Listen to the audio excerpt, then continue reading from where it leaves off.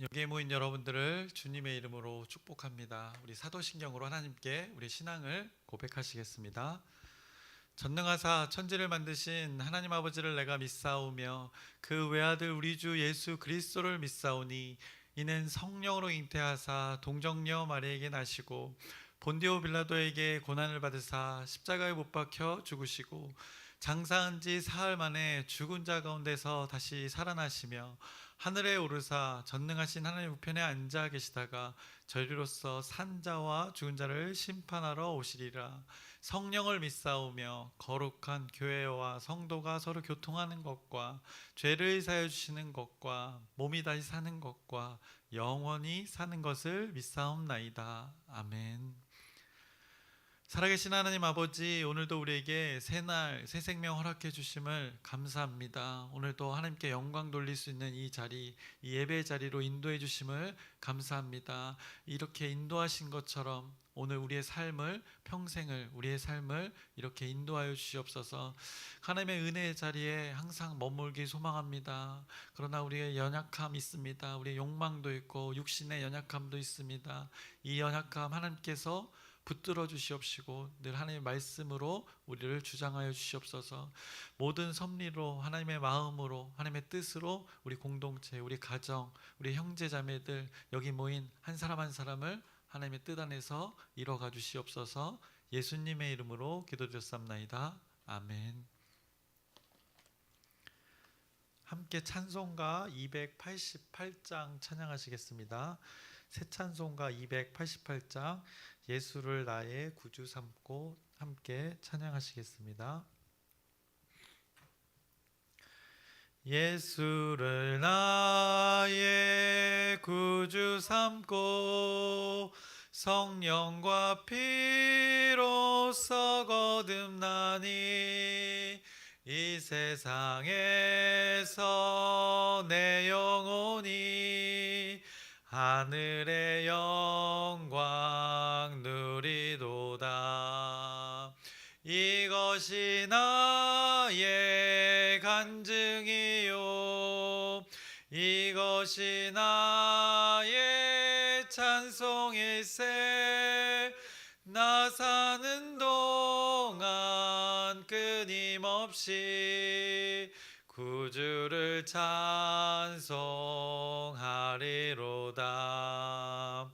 온전히 주께 맡긴 내 영 사랑의 음성을 듣는 중에 천사들 왕래하는 것과 하늘의 영광 보리로다. 이것이 나의 간증이요 이것이 나의 찬송일세. 나 사는 동안 끊임없이 구주를 찬송하리로다. 주 안에 기쁨 누림으로 마음의 풍랑이 잔잔하니 세상과 나는 간 곳 없고 구속한 주만 보이도다. 이것이 나의 간증이요 이것이 나의 찬송일세. 나 사는 동안 끊임없이 구주를 찬송하리로다. 아멘. 오늘 함께 나누실 말씀은 오바댜서 1장의 말씀입니다. 아모스 뒤에 이어지는 성경의 말씀 오바댜서 한 장으로 되어진 이 성경의 말씀을 함께 나누겠습니다.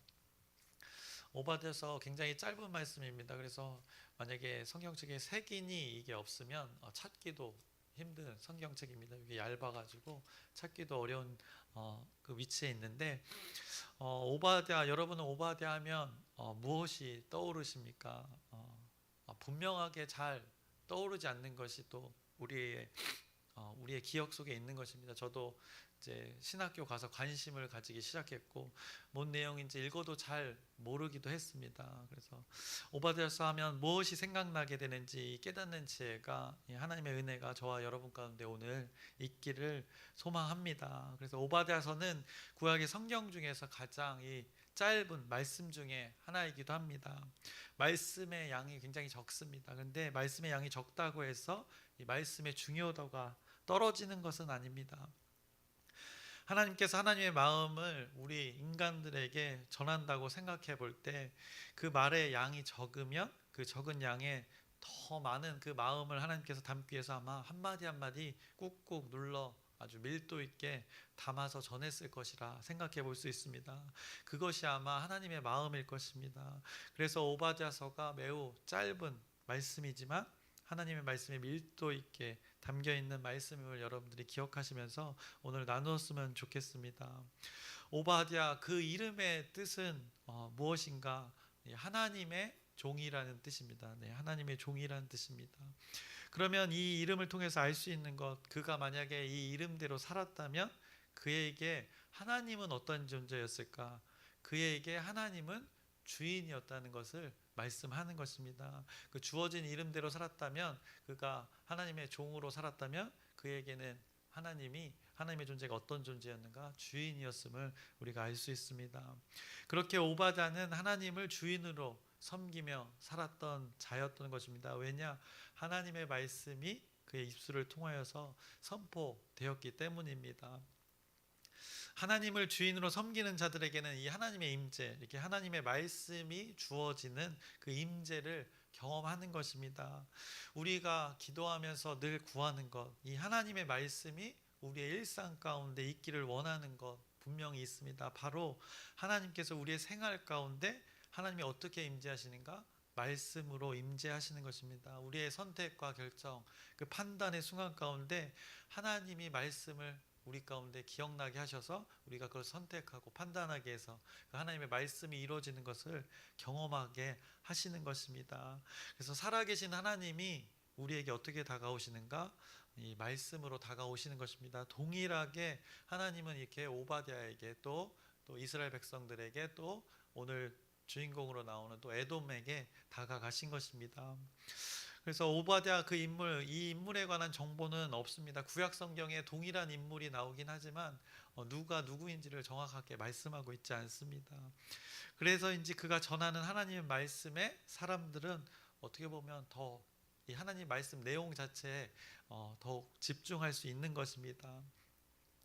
성경에서 이 형제들에 대해서 말씀하는 내용들이 있습니다. 성경 전체를 보면 이 형제에 관한 내용을 말하는 말씀들이 있습니다. 그 성경에 등장하는 형제들 누가 있습니까?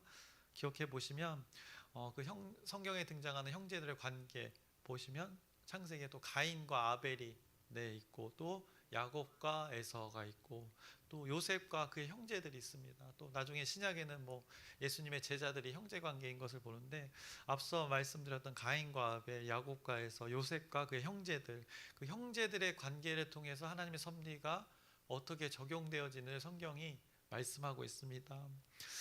그 하나님의 섭리를 오바댜에서도 오늘 말씀하고 있습니다. 형제에 관한 그 구체적인 말씀을 하는 것이 바로 오늘 오바댜의 말씀인 것입니다. 그래서 오바댜 하면 무엇이 떠올라야 하는가? 어떤 관계를 떠올라야 되는가? 형제라는 그 단어를 여러분들이 기억하셨으면 좋겠습니다. 그래서 오바댜서는 구체적으로 에돔의 심판에 대해서 말씀하고 있습니다. 그 내용은 에돔 족속에 대한 심판을 말씀하고 있습니다. 그래서 소 제목을 보시면 여호와께서 에돔을 심판하시다라고 이렇게 처음에 말씀하고 있습니다. 두 번째 단락에서는 에돔의 죄 10절 위에 보시면 에돔의 죄라고 이렇게 말씀하십니다. 그래서 에돔이 죄악으로 인해서 심판받는 것을 오바댜의 입을 통해서 하나님께서 선포하는 내용이 바로 오바댜서의 말씀입니다.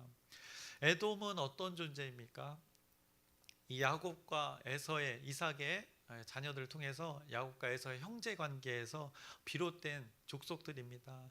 야곱의 후손은 이스라엘이 되었고 에서의 후손이 바로 에돔이 된 족속들입니다. 이스라엘 남쪽에 자리 잡은 족속들입니다. 그런데 그들의 후손들이, 그 에서의 후손들이 뜻을 달리하여서 다른 민족으로 살아갔습니다. 그런데 혈통적으로는 그 에서의 후손이 되는 이 에돔에 대해서 성경이 말씀하고 있고, 그 에돔에 관한 그 죄를 오늘 말하고 있고, 그 죄에 대한 심판을 말하는 것이 바로 오바댜서의 말씀인 것입니다. 먼저 그 심판의 내용을 보자면 이렇게 말씀합니다. 8절을 보시면 여호와의 말씀이니라 그날에 내가 에돔에서 지혜 있는 자를 멸하며 에서의 산에서 지각 있는 자를 멸하지 아니하겠느냐라고 말씀하고 계십니다. 하나님의 심판이 그들에게 에돔 가운데 임하는 것을 말씀하는 것입니다. 스스로 지혜 있는 자, 스스로 지각이 있는 자를 하나님께서 멸하신다 말씀하시는 것입니다. 그리고 또 오늘 1장의 1절을 보시면 이렇게 말씀합니다. 오바댜의 묵시라 주 여호와께서 에돔에 대하여 이와 같이 말씀하시니라 우리가 여호와께로 말미암아 소식을 들었나니 곧 사자가 나라들 가운데 보내심을 받고 이르기를 너희는 일어날지어다 우리가 일어나서 그와 싸우자 하는 것이니라 라고 에돔을 향해서 많은 민족들이 일어나자라고 이렇게 하나님의 묵시가 모든 만방에 선포되어지는 것입니다. 에돔을 빼어놓고 에돔 주변의 모든 족속에게 이런 하나님의 묵시가, 하나님의 계시가, 하나님의 환상이 이렇게 주어진 것입니다. 그래서 곧 사자가 나라들 가운데 보내심을 받고 너희는 일어날지어다 주변의 나라들이 일어나게 하는 것입니다. 그래서 일어나서 에돔과 싸우게끔 만드는 것입니다. 그것이 심판받는 에돔의 심판받는 일이라 말씀합니다. 하나님께서 에돔의 주변의 모든 민족에게 지금 요청하는 것입니다. 말씀으로. 그래서 어떤 일이 벌어지는가 오늘 7절을 보시면 너와 약조한 모든 자들이 다 너를 쫓아 변경에 이르게 하며 너와 화목하던 자들이 너를 속여 이기며 내 먹을 것을 먹는 자들이 내 아래에 함정을 파니 내 마음에 지각이 없음이로다 라고 여기서 너라는 대상은 에돔이 되는 것입니다. 에돔과 동맹을 맺었던 모든 사람들이 변경, 국경으로 그들을 몰아내게 된다는 것입니다. 그리고 에돔을 속인다는 것입니다. 함정을 파서 에돔을 어렵게 할 것이라 말씀합니다. 그래서 에돔이 이런 일을 당하는 것입니다. 그런데 왜 에돔이 이런 일을 당하는가? 내 마음에 지각이 없으므로 라고 이렇게 7절 마지막 부분에 말씀하고 있습니다. 에돔의 심판의 이유가 바로 이것인 것입니다. 마음에 지각이 없으므로 라고 말씀합니다. 보통 지각하면 무엇을 생각합니까? 우리는 이성의 판단을 생각합니다. 지각이 없다는 말이 무엇입니까? 단순히 옳고 그름, 이 옳고 그름의 판단이 없다는 것을 보통 우리 생각합니다. 근데 오늘 성령은 내 마음에 지각이 없음이로다 라고 말씀했습니다. 마음이라는 그 장소에 그 지각이 없었다는 것입니다. 여기서 지각, 그 세상에서 말하는 옳고 그름의 판단이 아니라 하나님이 주신 그 말씀의 그 옳고 그름의 판단이 그들에게 없었다는 것입니다. 그 뇌의 이성의 판단이 아니라 옳고 그름을 하나님의 말씀의 기준으로 판단하는 그 마음에 새겨진 그 하나님의 지각이, 하나님의 말씀이 그들에게 없었음이 그들의 심판을 겪게 되는 일들이라고 성경이 말씀하는 것입니다. 하나님의 말씀의 그 지각이 그들의 마음에 없으니 분별력을 잃어서 잘못된 판단으로 살아갔던 것을 하나님께서 심판하시겠다 말씀합니다. 대체 왜 심판을 받는가? 왜 그들 보고 마음에 지각이 없다고 하셨는가? 그들의 삶을 보면 그렇습니다. 10절을 보시면 이렇게 말씀합니다. 내가 내 형제 야곱에게 행한 포악으로 말미암아 부끄러움을 당하고 영원히 멸절되리라 라고 말씀합니다. 야곱을 말합니다. 그러니까 이스라엘을 가리켜 말하고 있는 것입니다. 이스라엘에게 항상 전쟁을 일으키고 빼앗고 했던, 약탈을 했던 남쪽에서 항상 이스라엘 백성들의 남쪽 그 네게부 지방에서 그렇게 약탈을 했던 일들을 말씀하고 있는 것입니다. 그리고 또 11절을 보시면 내가 멀리 섰던 날 곧 이방인이 그의 재물을 빼앗아 가며 외국인이 그의 성문에 들어가서 예루살렘을 얻기 위하여 제비 뽑던 날에 너도 그들 중 한 사람 같았느니라 라고 멀리 서서 그렇게 방관을 했다는 것입니다. 다른 민족들이 예루살렘에 들어가서 성전에서 그것을 빼앗을 때 에돔 족속, 형제라고 하는 그 족속들이 어떻게 했는가? 멀리 서서 구경했다는 것입니다. 방관했다는 것입니다. 이스라엘이 고통당할 때 수수방관했다는 것입니다. 형제의 후손들을 하나님께서 언급하면서 이렇게 말씀하고 있는 것입니다. 12절을 보시면 이렇게 말씀합니다.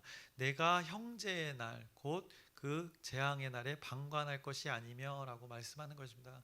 이스라엘 백성들이 하나님의 심판으로 또 외세 침입을 받고 그렇게 심판의 날에 임할 때 너희들 형제라고 벌써 설정을 하나님은 하시는 것입니다.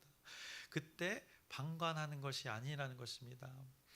결국엔 이스라엘도 이렇게 죄악으로 심판받을 것을 하나님께서 경고하셨는데 그때 형제인 에돔의 너희들 마냥 구경할 때가 아니라는 것을 말씀하시는 것입니다.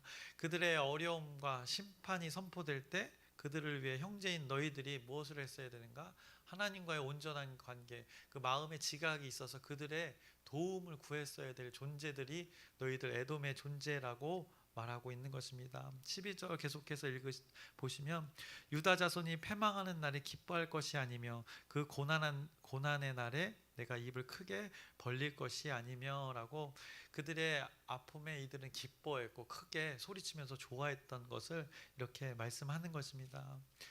그래서 지금 에돔이 하나님으로부터 너무 멀리 왔다는 것입니다. 에서의 후손으로 살아온 자들이 어땠습니까? 이삭의 자녀로서 에돔의 사람들 하나님과의 관계를 잊고 살았다는 것입니다. 형제의 나라라고 하나님은 설정하셨는데 그들은 전혀 그것을 기억하지 못하고 살았던 것입니다. 그래서 이스라엘을 향하여 이스라엘이 죄악된 상태에서 심판을 받는데 너희 형제들이라면 어떻겠습니까? 당연히 서로 도와야 되는 것이 맞습니다. 그래서 그렇게 하나님의 지각이 마음에 있어서 하나님의 도우심을 구했어야 되는데 그렇지 않음을 오늘 심판받아야 된다고 성경이 말씀하고 있는 것입니다. 그래서 어떻게 보면 우리는 에돔이라는 우리 현대의 입장에서 우리 입장에서 보면 에돔은 당연히 죄악된 존재라고만 생각하는데 하나님은 지금 이스라엘과 에돔의 관계를 하나님 안에서 한 형제로 보고 있는 것입니다. 성경의 대부분은 이스라엘 백성들에 대해서 집중하고 있습니다. 그런데 오바댜서가 매우 특이한 것은 이 다른 민족이라고 여기는 이 이방 민족이라고 여기는 에돔을 구체적으로 하나님께서 언급하시면서 결국에는 이 에돔도 이스라엘의 그 형제라 말씀하고 있는 것입니다. 그래서 12절에서도 내가 형제의 날, 그 형제와의 관계 분명하게 설정하셨습니다. 10절에서도 내가 내 형제 야곱에게 행한 이렇게 말씀하셨습니다. 에돔이 하나님 백성 이스라엘과 동급인 동일한 형제로 여기고 계시다는 것을 나타내십니다. 결국 이것은 무엇을 말하는가? 하나님은 아주 보편적인 모든 인류를 향한 그 하나님 나라의 적용을 말씀하고 있는 것입니다. 먼저 택한 것뿐이지 이스라엘 백성들이 먼저 택함을 받은 것뿐이지 모든 인류를 향해서 하나님의 말씀이 적용됨을 말씀하고 계시는 것입니다. 사람의 뿔이 결국 그 혈통으로 보면 한 뿔이라는 것입니다. 그들이 영적으로도 그렇게 육신의 혈통처럼 한 뿌리로 살아야 되지만 영적으로도 형제를 이루며 에돔의 족속들이 살아야 하는 것인데 그렇지 않았기에 그들이 하나님과의 관계가 없었기에 오늘 하나님의 책망과 심판을 이스라엘의 심판과 더불어서 이 선지자를 통하여서 그 동일한 시대에 심판받는 것을 또 말씀하고 있는 것입니다. 하나님은 단순히 이스라엘 백성들에게만 집중하신 것이 아니라 모든 인간들에게 집중하고 계심을 성경이 말씀하고 있는 것입니다. 우리가 하나님을 믿으니까 하나님께서 믿지 않는 자들에게는 덜 관심을 가지지 않을까 생각을 하기도 합니다. 그런데 하나님의 관심은 모든 인간들에게 동일하게 적용됨을 이 말씀을 통해서 우리가 깨달아야 하는 것입니다. 다만 안타까운 것은 이 에돔의 족속들이 하나님과의 관계에서 너무 멀리 이렇게 방관하면서 멀리서 하나님의 존재들을 바라만 보았다는 것이 죄악이었다 말씀하는 것입니다. 왜냐 그들의 삶 이스라엘 백성들이 심판받을 때 이들이 어떻게 했는가? 조롱하며 잘했다 기뻐했기 때문이라는 것입니다. 이것에 관한 구체적인 말씀을 시편에서 말씀하고 있습니다. 그래서 시편 137편 7절의 말씀을 보시면 이렇게 말씀합니다. 여호와여, 예루살렘이 멸망하던 날을 기억하시고 에돔 자손을 치소서. 그들의 말이 헐어버리라 헐어버리라 그 기초까지 헐어버리라 하였나이다 라고 이렇게 고백을 했다는 것입니다. 바벨론에게 멸망당할 때 그 이후 직후에 이 오바댜의 말씀이 주어진 것입니다. 그 성전이 무너지는 광경을 보면서 형제인 에돔의 족속들이 이렇게 고백했으니 지금 시편의 기자가 이렇게 그들 에돔을 심판해 달라고 고백하고 있는 것입니다. 또 에스겔 25장 12절의 말씀을 보시면 이렇게 말씀합니다. 주 여호와께서 이같이 말씀하셨느니라. 에돔이 유다 족속을 쳐서 원수를 갚았고 원수를 갚음으로 심히 범죄하였도다라고 말씀하고 있습니다. 그렇게 에돔 족속이 형제이지만 늘 유다를 이렇게 괴롭혔던 것을 성경이 이렇게 말씀하고 있습니다. 하나님은 이 두 나라의 관계를 형제로 지금 보고 있는데 그들은 형제의 관계로 지내지 않았음을 이렇게 말씀하고 있는 것입니다. 우리가 지난주까지 아모스서를 나누었고 또 많은 선지서를 나누었지만 이스라엘의 죄악을 제거하시는 그 하나님의 일하심을 계속 말씀하셨습니다. 죄악에 대해서 어떻게 하신다고 했습니까? 분명히 심판하시겠다 말씀하셨습니다. 그런데 오늘 그 다른 족속을 언급하시면서 에돔 족속을 말씀하시면서 이들 족속 당연히 마찬가지라는 것입니다. 그래서 하나님의 관점에서는 모든 인간들은 하나님의 섭리로 살아가야 함을 말씀하고 계십니다. 하나님의 뜻이 모든 인간들에게 적용됨을 말씀하고 계시는 것입니다. 오바댜 15절, 오늘 1장 15절의 말씀을 보시면 이렇게 말씀합니다. 여호와께서 만국을 벌할 날이 가까웠나니 라고 말씀합니다. 내가 행한 대로 너도 받을 것인즉 내가 행한 것이 내 머리로 돌아갈 것이라. 만국이 하나님의 심판이 대상이 되는 것입니다. 사랑의 대상도 만국이 되는 것이고 심판의 대상도 만국이 됨을 말씀합니다. 그래서 모든 인간들이 하나님의 섭리의 대상임을 오바댜서가 그것을 말씀하고 있는 것입니다. 그중 구체적인 그 이스라엘 백성 야곱의 형제인 에서의 후손인 에돔을 구체적으로 오늘 제시하면서 하나님의 마음을 당시 모든 인간들에게 전하고 계시는 것입니다. 그런데 그 형제의 삶 어땠습니까? 야곱의 후손인 이스라엘이 심판받는 그 상황에 놓이자 그들이 기뻐했고 헐어버리라 그리고 계속 공격했던 그 모습들을 봅니다. 그래서 에돔을 향해 그렇게 말씀하셨던 것입니다. 그 내 마음에 지각이 없으므로라고, 그것이 하나님의 마음이 없었던 것을 내 마음에 지각이 없으므로라고 표현하셨던 것입니다. 우리에게 적용해 봅니다. 여러분에게도 형제가 있으실 것입니다. 형제가 아니어도 자매 또 남매, 육신의 형제 자매를 벗어나서 우리 지체들을 우리가 부를 때 어떻게 부릅니까? 형제님, 자매님 이렇게 부릅니다. 단순히 우리와 관계된 직분이 없는 자들 향해서 애매한 대상을 그렇게 존칭으로 부르기 위해서 우리가 형제님, 자매님 부르는 것이 아닌 것입니다. 바로 이 성경에서 말씀하시는 그 대상을 향한 하나님의 마음이 담겨져 있기 때문에 우리가 그 호칭을 하는 것입니다. 그 대상들을 향해서 형제님, 자매님 그렇게 부르는 것입니다. 하나님의 섭리가 적용되어지는 그 하나님의 가족이기 때문입니다. 모든 사람이 그렇기 때문입니다.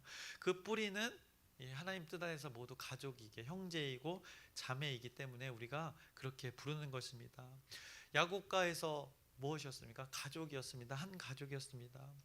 가족의 후손들 당연히 여전히 가족이어야 하는 것입니다. 그런데 그들의 시간이 지나면서 변질되고 왜곡되어진 것입니다. 결국에는 하나님의 말씀의 그 전제가 사라진 것입니다. 그래서 그들의 마음에 지각이 없어졌다. 성경이 말씀하는 것입니다. 하나님의 말씀의 지각이 사라진 것입니다. 그래서 이스라엘이 고통받을 때 멀리 서서 방관했고 고통받을 때 오히려 그들이 기뻐했던 것입니다. 입을 크게 벌려 비웃으며 통쾌함을 소리쳤다. 오늘 성경이 말씀합니다. 그것이 죄라 말씀하고 계시는 것입니다. 그래서 우리 주변에 형제자매들 있습니다. 직장에 어떤 형제자매들이 있습니까? 솔직히 말씀드려서 왼수 같은 형제자매들 분명히 있습니다. 또 친인척 간에도 왼수 같은 또 이게 형제자매들 친척이 있습니다. 심지어 교회 공동체 안에서도 우리가 어느 순간에는 그렇게 진짜 왼수 같은 형제자매라 부르는 존재들이 있다는 것입니다. 우리의 말씀에 그 지각이 사라지면 그렇게 되어지는 것입니다. 오늘 오바댜의 말씀 누구에게 하는 말씀입니까? 그들에게도 말씀하셨지만 오늘 우리에게도 말씀하고 계시는 것입니다. 혹시 우리가 형제의 그 어려움에 멀리 서서 방관하고 있진 않은지, 또 형제의 어려움이 오히려 나에게 기쁨이 되고 있진 않은지, 그 형제라는 대상이 아예 우리의 관심 밖에 있는 존재로서 있지는 않은지, 하나님은 우리 마음에 그 하나님의 말씀에 지각이 있는지 오바댜서를 통해서 묻고 계시는 것입니다. 그래서 질문으로 오늘 설교를 마치려고 합니다. 너희들 마음에, 저와 여러분 마음 가운데 하나님의 말씀이 하나님의 말씀에 그 지각이 있느냐라고 하나님께서 이 말씀으로 물으시는 것입니다. 하나님의 말씀의 기준이 너희들의 형제들에게도 적용되어지고 있느냐라고 물으시고 계시는 것입니다. 그래서 하나님의 마음이 담긴 하나님의 말씀의 지각이 마음에 있는 자들은 무엇을 경험하는지도 오늘 성경이 말씀합니다. 오늘 만국이 심판받는다고 했습니다. 그런데 만국의 그 심판 가운데 하나님의 지각의 마음을 소유한 자는 어떻게 되는가? 17절을 보시면 이렇게 말씀합니다. 오직 시온산에서 피할 자가 있으리니, 그 심판 가운데 피할 자가 있다는 것입니다. 그 산이 거룩할 것이요 야곱 족속은 자기 기업을 누릴 것이며, 하나님의 말씀의 지각이 소유된 자, 새겨진 자는, 하나님의 말씀이 마음 가운데 존재하는 자는 이렇게 피할 수 있다는 것입니다. 그 산이 구별되어진다는 것입니다. 그가 있는 곳이 거룩한 산이 된다는 것입니다. 또 21절을 보시면 이렇게 말씀합니다. 사로잡혔던 이스라엘의 많은 자손은 가나안 사람에게 속한 이 땅을 사르밧까지 얻을 것이며, 예루살렘에서 사로잡혔던 자들 곧 스바랏에 있는 자들은 네겝의 성읍들을 얻을 것이니라. 20절 다음에 21절, 구원받은 자들이 시온산에 올라와서 에서의 산을 심판하리니 나라가 여호와께 속하리라 라고 말씀합니다. 그래서 어떻게 결국 되는가? 하나님의 말씀에 지각이 있는 자는 여호와께 속함을 받는 존재로서 살아가게 됨을 말씀합니다. 그래서 여러분들이 여호와께 속한 자로 어제도 그렇게 살았던 것처럼 오늘도 그렇게 사시고 또 내일도 그렇게 사셔서 여호와 하나님께 속한 자들로서 하나님의 그 심판을 피하는 그 기쁨을 누리는, 하나님 안에서 그 평안을 누리는 오늘 그리고 평생의 삶을 사시기를 주님의 이름으로 축원합니다. 기도하겠습니다.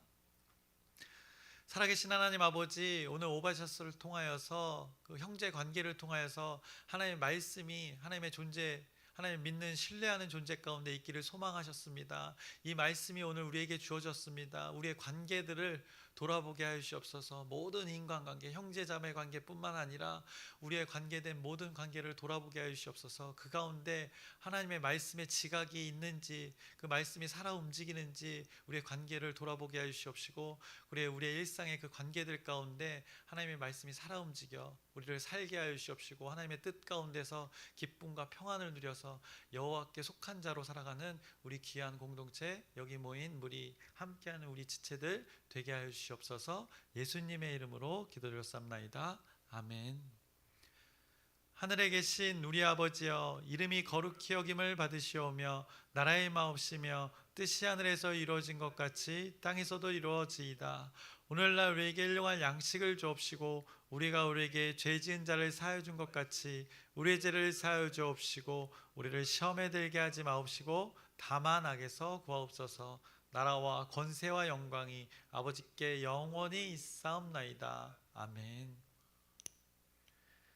우리 기도 제목 나누고 함께 기도하겠습니다. 첫 번째로 하는 기도 제목, 우리 전도 프로젝트를 위해서, 또 현장 전도와 열린 전도를 위해서 여러분의 또 진실된 기도 부탁드립니다. 그 한 사람 한 사람 품은 자를 위해서 기도를 통하여서 하나님의 그 뜻이 이루어질 수 있도록 기도 부탁드립니다. 그리고 아프신 분들이 있습니다. 제가 어제 그 결과를 확인받지 못했는데 오늘 확인하고 또 우리 같이 기도하셨으면 좋겠습니다. 장기봉 집사님이 수술하셨는데 잘 회복될 수 있도록 여러분의 또 기도 부탁드리고, 또 박혜자 자매 회복을 위해서도 기도 부탁드립니다. 또 갑자기 이름이 기억이 안 나네요. 네, 배용 안수 집사님 매일 온라인으로 지금 새벽기도 같이 하시는데 배용 안수 집사님을 위해서도 함께 회복을 위해서 기도 부탁드립니다. 또 아프신 분들, 우리 권사님들, 장로님 또 이렇게 아프신 부위들 많은데 그 모든 치유를 위해서 함께 기도하시기를 부탁드립니다. 그리고 오늘 말씀을 기억하면서 그 형제 관계를 언급하십니다. 모든 사람에게 적용되는 그 하나님의 섭리를 말씀하시는데 그 하나님의 섭리, 그 지각이 우리 마음 가운데 존재해서 그 하나님의 뜻이 우리를 통하여서 모든 사람에게 전해지는 우리 귀한 존재로 살아갈 수 있도록 우리 주여 크게 한번 부르짖고 함께 기도하시겠습니다. 주여